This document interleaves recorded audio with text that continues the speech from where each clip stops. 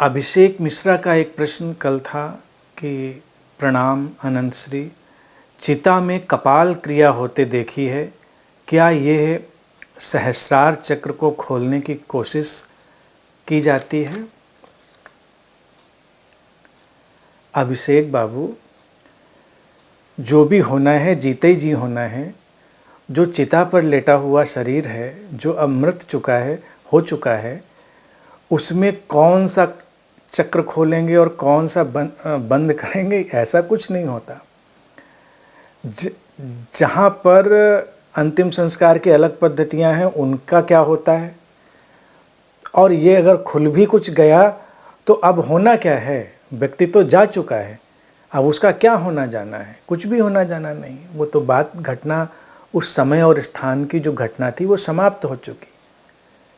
कपाल क्रिया जो है वो शरीर पूरी तरह ठीक से जल जाए इसके लिए करी जाती रही है, क्योंकि सिर जो है सबसे मजबूत चीज़ है। ऐसे भी देखिए, सिर तोड़ना कहाँ आसान होता है। शरीर की हड्डियाँ टूट जाएं लेकिन सिर थोड़ा मुश्किल से टूटता है। तो उसको एक निश्चित, जब आग जल चुकी है निश्चित समय पर, तोड़ देते हैं तो पूरा शरीर जलकर भस्म हो जाए। ये उद्देश्य रहा था अंतिम संस्कार में। अंतिम संस्कार में जो सनातन परंपरा रही उसमें उनकी मान्यता थी कि शरीर पूरी तरह भस्मीभूत हो जाए। फिर लोग बीच बीच में सब अपनी मान्यताएं भी जोड़ते रहते हैं कि कपाल जो ब्रह्मरंध्र है उसको फोड़ देंगे तो उससे कुछ जो चेतना है वो अलौकिक जगत में चली जाएगी, या उसकी मुक्ति हो जाएगी, या वो प्राण अटके रह जाएंगे। प्राण तो जा चुके, अब अटका कहाँ है? अगर कुछ होता ही तो ये शरीर मरा क्यों होता? इन मान्यताओं में ही उलझकर व्यक्ति परेशान होता है।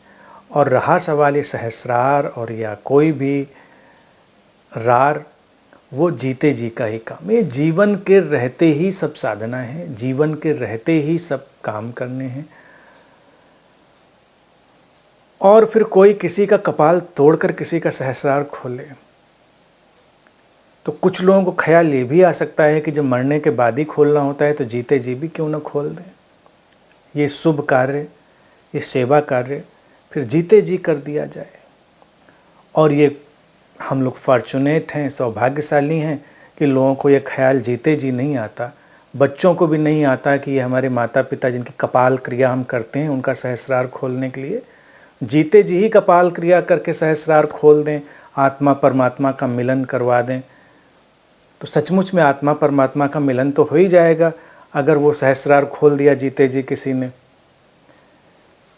तो मृत्यु जब घटती है, ये शरीर मन स्थान समय की जो घटना है ये पूरी तरह डिज़ोल्व हो चुकी होती है और शेष कुछ बचता नहीं। बाकी एक केवल व्यवस्था है कि कैसे इस शरीर को पूरी तरह भस्मीभूत किया जा सके, बस इतना सा है और कोई भी इसका अभिप्राय या अर्थ नहीं है।